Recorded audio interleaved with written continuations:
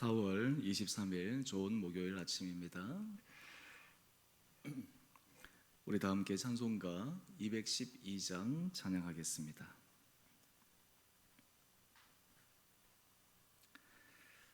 찬송가 212장입니다.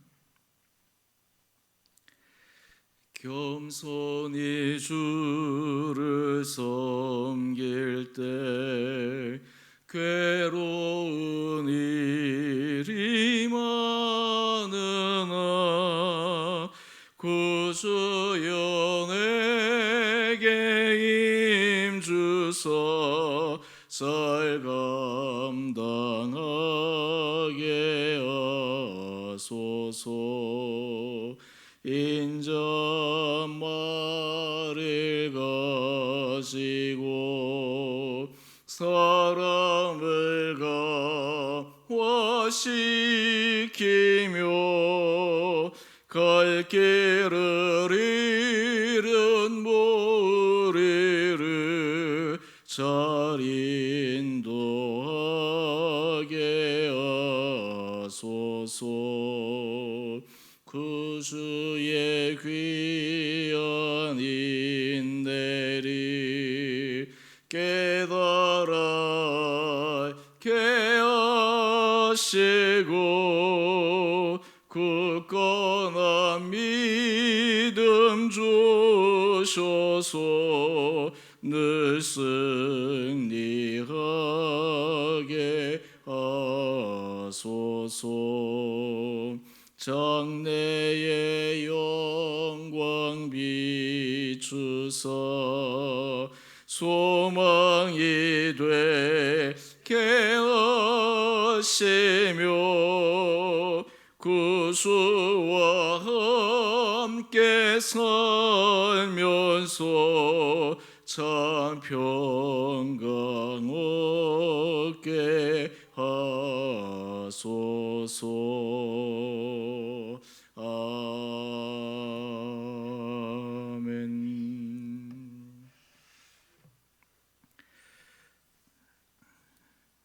오늘 말씀 신명기 9장 1절에서 8절까지입니다.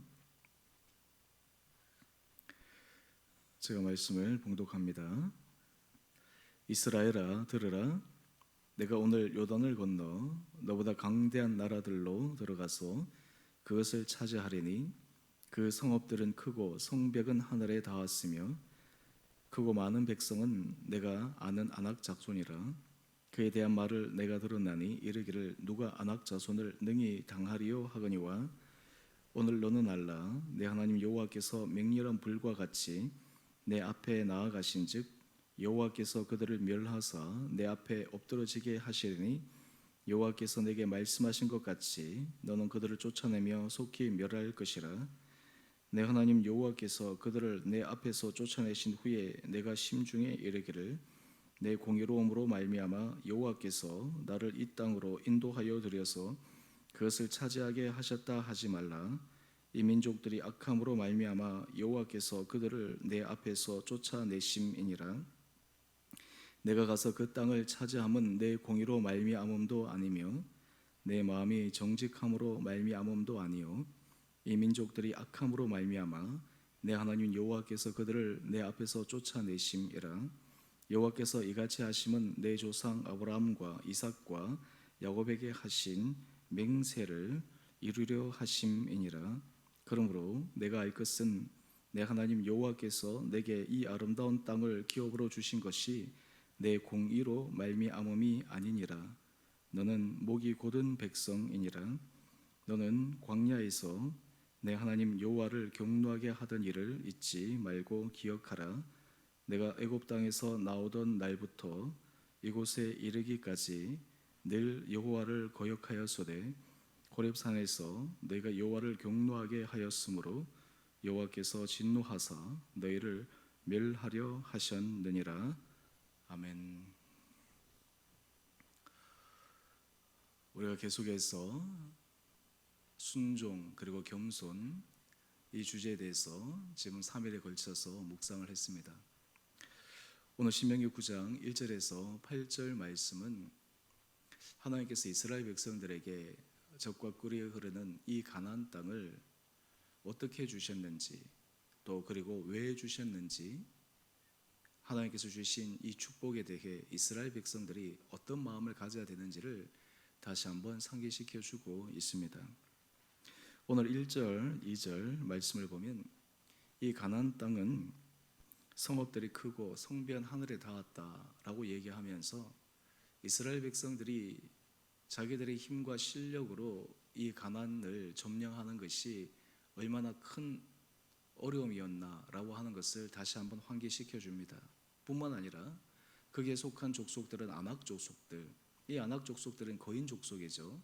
예전에 12명의 정탐꾼이 가나안 땅을 정탐했을 때 기골이 장대한 이 아낙 자손들을 보면서 우리는 마치 메뚜기와 같다라고 자기를 비하하고, 그로 인해서 이스라엘 백성들이 하나님 앞에서 원망하고 그것이 그들에게 시험거리가 되어서 광야 40년 생활을 시작했던 것을 우리는 기억합니다.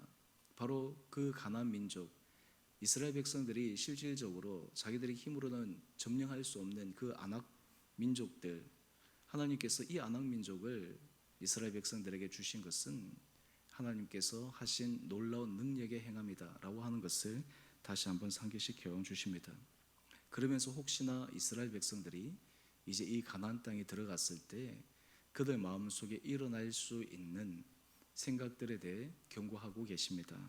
우리 4절과 5절이 중요한 말씀인데, 오늘 심중에 이스라엘 백성들이 가나안 민족들을 다 몰아내고 가나안 땅을 점령하게 될 때 그들 스스로 생각하기를 내 공의로움으로 말미암아 하나님께서 우리에게 이 땅을 주셨다라는 착각을 하지 말라라고 말씀하고 있습니다.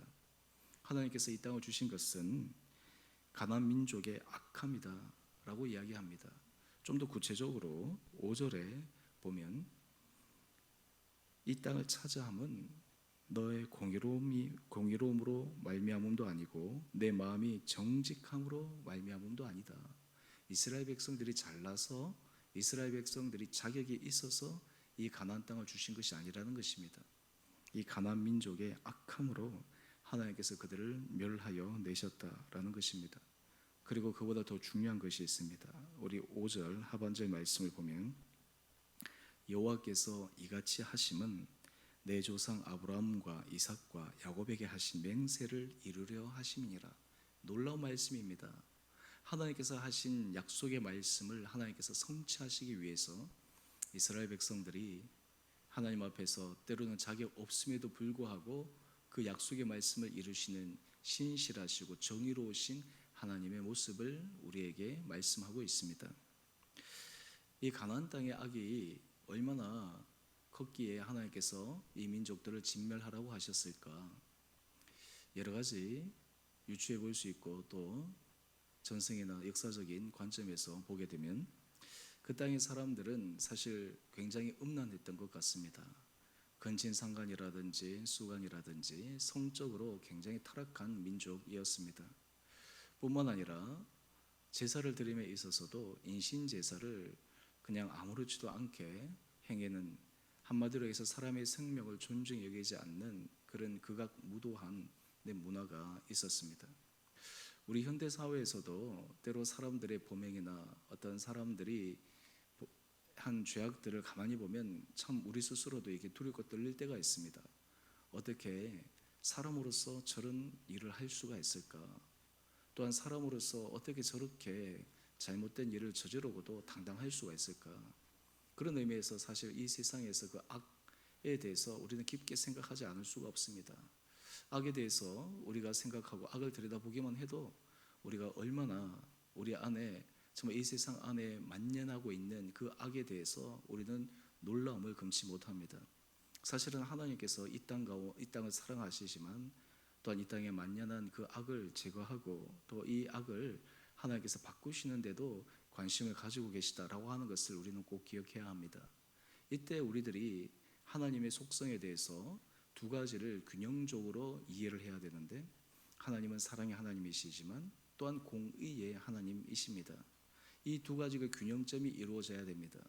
어떤 경우에 하나님의 사랑에만 너무나 강조하다 보면 모든 죄악이나 악 이런 것들에 대해서도 마음이 무뎌지고 심지어는 그로 인해 가지고 방종해질 수가 있습니다. 또한 반대로 하나님의 공의에 너무 방점이 맞추어져 있으면 하나님 앞에 사랑, 하나님께서 우리를 용서해 주신 그 은혜를 알지 못하고 너무 외형적으로 되고 굳어지고 또 우리 안에 두렵고 떨림으로 밖에 신앙생활을 할 수가 없어서 하나님의 깊은 은혜의 교제에 들어가기도 어렵습니다. 그래서 우리 신앙생활에 있어서 하나님의 공의와 하나님의 사랑 이 두 가지가 항상 균형을 이루어서 우리 삶을 바라보아야 합니다. 또한 동시에 하나님께서 이스라엘 백성들의 그것을 가르쳐 주시면서 그들이 원래 어떠한 마음을 어떠한 삶의 자세를 가지고 살아왔는지를 상기시켜 주고 계시는데 6절 말씀입니다. 우리 6절 말씀 한번 보시죠. 다시 한번 하나님께서 이스라엘 백성들에게 말씀하십니다. 내 하나님 여호와께서 내게 이 아름다운 땅을 기업으로 주신 것이 내 공의로 말미암음이 아니니라.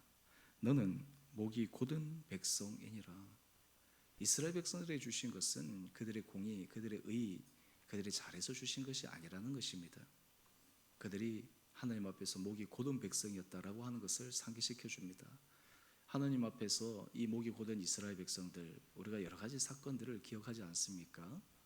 하나님께서 출애굽 6월절을 통해서 출애굽시키시고 그들을 홍해로 이끌어 가실 때 출애굽기 14장에 보면 뒤에서 그들을 쫓아오는 애국 군대를 보고 이스라엘 백성들 사이에 원망이 일어났습니다. 왜 우리를 이끌어내어서 여기서 죽게 합니까? 라는 그 원망에서부터 이미 이스라엘 백성들의 그 목이 곧은 부분들이 드러났습니다.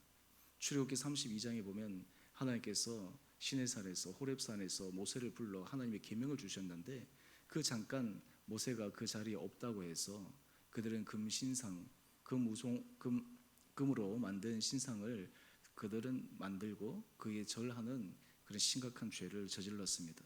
또 민수기 14장에 보면 하나님께서 정탐해서 그 땅을 주시겠다라고 약속했지만 그들이 원망하면서 지휘관을 내세워서 애굽으로 돌아가려고 했습니다. 이런 여러 가지 몇 가지 대표적인 것들만 우리가 해도 이스라엘 백성들이 얼마나 교만하고 악했나, 그리고 목이 곧은 백성이었는가라고 하는 것들을 생각해 봅니다. 그래서 오늘 우리 큐티 제목을 한번 보십시오. 큐티 제목을 보면 은혜로 거하는 땅에서 의를 내세우면 안 됩니다.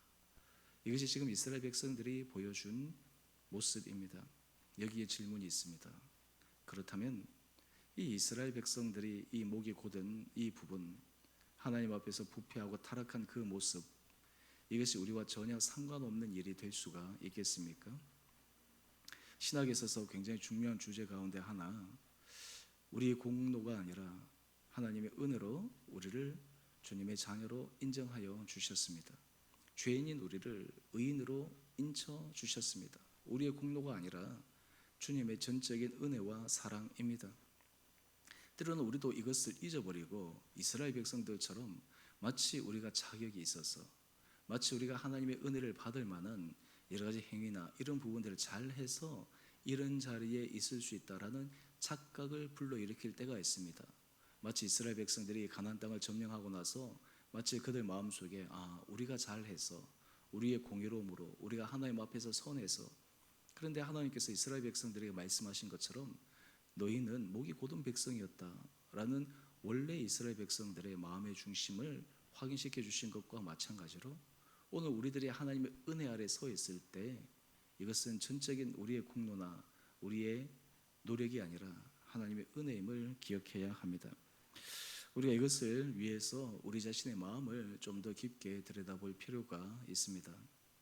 예수님께서 이 정결법 전통에 대해서 예수님에게 질문하는 사람들에게 사람의 기본적인 마음의 모습들을 말씀하는 부분이 있습니다. 사실 율법은 우리가 겉으로 드러나는 행위에 대해서 우리에게 말씀하지만 산상수훈의 예수님께서 말씀하신 것은 마음에 이미 생각한 것, 마음에서 이미 하려고 하는 그 모든 것들이 바로 동일한 행위로 한 죄와 동일한 것임을 말씀해 주고 계시는데, 거기서 한 걸음 더 나가서 예수님께서 마음에서 나오는 죄악들에 대해서 마가복음 7장 21절에서 23절에 이렇게 말씀하고 계십니다. 사람이 마음에서 나오는 것에 대해서 말씀하시는데요, 제가 몇 가지로 쭉 읽어보겠습니다.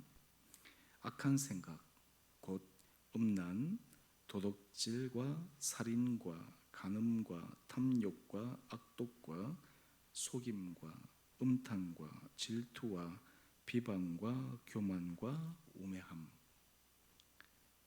이것이 마음에서부터 나오는데 이것이 바로 우리를 더럽게 한다라는 것입니다. 이것이 바로 우리의 본 모습이다라고 하는 것입니다. 우리는 하나님의 자녀가 되어서 의롭다라고 인정을 받았지만 우리 안의 마음은 여전히 여기서부터 자유로울 수가 없습니다. 그래서 사실 우리가 하나님의 은혜 가운데 정말 교만으로 쓰러지지 않고 늘 겸손함으로 걸어가기 위해 우리 자신의 기본적인 자아인식이 중요합니다. 내가 하나님 앞에 죄인이다. 내가 하나님 앞에 정말 은혜를 받을 만한 자격이 없는 자이다 라고 하는 것을 고백하는 것이 너무너무나 중요합니다. 이것이 우리가 하나님 앞에 서는 그 순간까지 우리가 가지고 있어야 될 우리 자신에 대한 인식입니다. 디모데전서 1장을 보게 되면 사도 바울이 목회 서신으로 디모데에게 여러 가지 목회에 대해서 또 그리고 교훈을 주는 내용이 담겨 있습니다. 디모데는 바울의 영적인 아들로 이끌어질 정도로 바울이 사랑했던 제자였고, 또한 그리고 이 디모데전서는 바울의 말년에 쓰여진 서신이었기에 바울이 그가 사역을 하면서 하나님 앞에 가졌던 그 마음의 중심을 잘 보여주는 내용이기도 합니다. 디모데전서 1장 15절에 사도 바울은 자신을 이렇게 고백합니다. 나는 죄인 중에 괴수다. 죄인 중에 우두머리라는 거예요. 여러분, 신앙의 역설은 여기에 있습니다. 여러분, 우리가 하나님의 은혜 자리에 깊게 들어가면 들어갈수록 사도 바울처럼 내가 죄인 중에 괴수다, 내가 하나님 앞에 자격 없는 그 죄인임을 계속해서 들여다보는 것입니다. 왜 그렇습니까? 밝은 빛 아래 점점 나가게 되면 어두움에 있을 때는 우리 안에 죄악이나 우리 안에 허물이나 티들이 보이지 않지만 밝은 곳에 나가면 작은 티 하나도 금방 드러나는 것처럼 하나님의 은혜 빛 아래 우리가 서게 되면 우리 안에 있는 아까 전에 마음에서 나오는 여러 가지 것들을 말씀을 드렸는데, 그런 죄악의 여러 가지 오점들이나 티라든지 또 마음에 일어나는 고질적인 문제라든지 이런 것들을 우리는 명확하게 알 수 있기 때문입니다. 이것이 우리가 평생 싸워야 될 우리 마음의 전투입니다. 또한 요한 1서 1장 8절은 이렇게 우리에게 말씀하고 있습니다. 만일 우리가 죄가 없다고 말하면 스스로 속이고 또 진리가 우리 속에 있지 아니하느니라. 오늘 하나님 앞에서 우리의 의를 내세우는 이 전제 전에 우리가 하나님 앞에 죄인이다 라는 이런 고백 아래 서게 될 때 하나님 우리들에게 놀라운 은혜로 인도하여 주십니다. 우리가 어제 겸손에 대해서 좀 더 깊게 묵상을 했는데요, 어떻게 우리가 평생 교만하지 않고 이 겸손의 길에서 서 나갈 수가 있겠습니까? 신앙생활에서 가장 중요한 이 겸손, 이 덕목을 어떻게 지켜나갈 수가 있겠습니까? 바로 우리 안의 마음, 우리 안의 이 죄성을 끊임없이 우리는 바라보고 그것을 인정하는 것입니다. 겉으로 드러난 다른 사람들에게 보여지는, 때로는 우리 자신도 이 정도면 괜찮다, 자기 착각, 의로 착각할 수 있는 것들이 아니라 우리 마음의 깊은 생각, 중심, 여기서부터 나오는 것들을 우리가 직시하게 될 때 우리는 하나님 앞에 서게 됩니다. 그때 우리는 이런 고백을 합니다. 하나님, 은혜 아니면 설 수가 없습니다. 오늘 제가 이 전체 나눌 때 이 찬양 나누려고 하는데요, 은혜 아니면 나 못 서리, 하나님의 은혜 아니면 설 수가 없다, 하나님의 은혜 때문에 우리가 설 수 있음을 고백하게 될 때 우리는 늘 겸손의 은혜 자리로 한 걸음 한 걸음 나갈 수 있으리라 믿습니다. 오늘 이 아침 우리 사랑하는 성도님 한 분 한 분들에게 하나님께서 정말 이런 은혜를 더하여 주셔서 우리의 죄악과 우리의 허물에도 불구하고 우리를 사랑하신 주님의 은혜를 기억하시기를 원합니다. 또한 로마서 5장 8절은 이렇게 우리에게 말씀하십니다. 우리가 죄인 되었을 때에 그리스도께서 우리를 위하여 죽으심으로 하나님께서 우리에게 대한 자기의 사랑을 확증하셨느니라. 나는 죄인을 부르러 왔다라고 말씀하신 주님께서 우리가 죄인 되었을 때에 예수 그리스도의 십자가의 죽으심을 통해 하나님께서 우리에 대한 그 사랑 확증함을 기억하며 오늘 이 하루도 힘있게 또한 동시에 겸손함으로 믿음의 길을 걸어갈 수 있는 우리 한 분 한 분 되시기를 원합니다. 이스라엘 백성들이 보여주었던 그 모습이 반면교사가 되어서 목이 곧은 백성이 아니라 겸손함으로 하나님의 은혜 자리에 오늘 이 하루도 서 나가는 복된 하루가 되어지시기를 주님의 이름으로 축원드립니다. 우리 함께 같이 기도하겠습니다.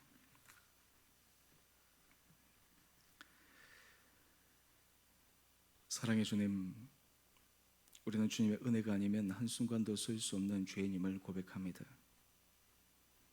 주님 앞에 내세울 수 있는 공로가 아무것도 없음도 고백합니다. 모든 것이 하나님의 은혜였고 모든 것이 하나님의 섭리였고 또한 하나님의 인도하심임을 고백합니다. 이스라엘 백성들의 모습을 우리가 묵상하며 오늘 우리 자신의 모습을 다시 한번 정확하고 정직하게 들여다볼 수 있는 은혜 허락하여 주셔서 날마다 주님 앞에 겸손함으로 우리의 모든 죄악과 우리의 허물과 또한 우리의 악함을 토로할 때 그럼에도 불구하고 우리를 사랑하여 주시는 놀라운 주님의 사랑을 경험하는 우리 한 분 한 분들 되게 하여 주옵소서. 주님 이 땅을 살아갈 때 악과 타협하지 않게 하여 주시고 하나님께서 우리에게 말씀하여 주시고 성령께서 우리에게 감동하여 주시는 대로 진리 안에 서며 정말 하나님께서 기뻐하시는 의의 길을 걸어가며 정직한 길을 걸어갈 수 있도록 저희를 붙들어 주시고 우리 안에 일어나는 마음의 정말 치열한 영적 전투 속에 우리가 죄악에 지는 것이 아니라 성령의 은혜로 날마다 믿음의 승리를 해가는 우리 모든 복된 성도들 되게 하여 주옵소서. 그럴 때 우리의 삶이 날마다 하나님 앞에서 반듯하게 서가며 마지막 최후의 순간 주님 앞에 서는 그날까지 우리의 삶이 정말 믿음의 승리자의 삶으로 살아갈 수 있는 은혜를 저희 가운데 허락하여 주옵소서. 사랑의 주님, 여러 힘들고 어려운 이 상황과 현실을 주님께서 불쌍히 여겨 주시고 우리 성도들의 마음을 위로하여 주시고 죄인 되었을 때에 십자가의 죽으심으로 하나님의 사랑을 우리에게 확증시켜 주신 주님의 사랑을 기억하며 날마다 믿음 안에서 굳굳하게 서가는 우리 온 성도들 되게 하여 주시옵소서.